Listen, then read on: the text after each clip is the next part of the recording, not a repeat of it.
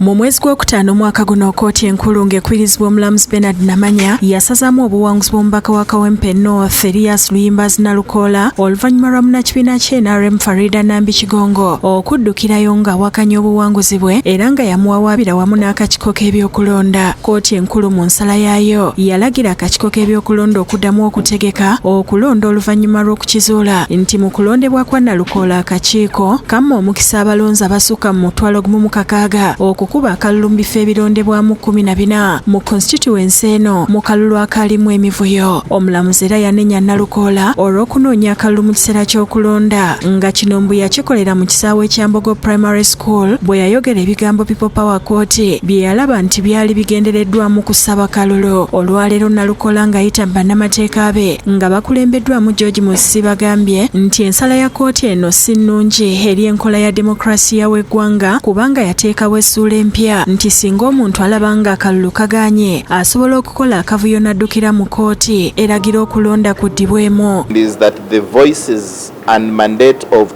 over 28,000 people whose votes were ascertainable were washed away by the decision of the High Court. Kugamba nti kkooti teyekenneenya bujulizi bulungi obwaffe bwe twawaayo kyovula nga tuka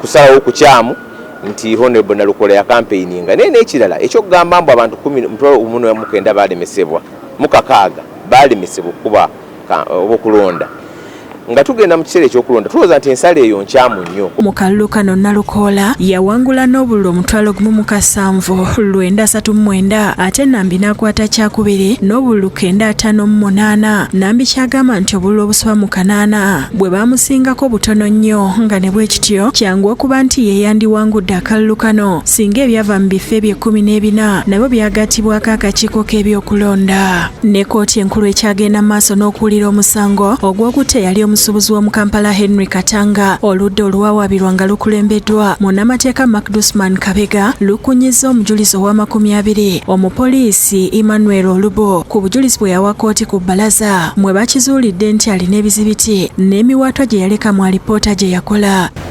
I'm saying that this report of yours which was exhibited is a full account of what you did and what you were told when you were at the scene of crime. This report. Not true. Abuuziddwa ku mmundu engeri gye yagibwako magaziini n'amasasi n'ategeeza nti ye yagijjako ne bamutegeeza nti kye yakola nsobi era kimenya amateeka agakwata ku bizibiti. Now, you told this court that when you realized that the gun was locked, you ensured that it was safe by doing normal safety precautions. Right?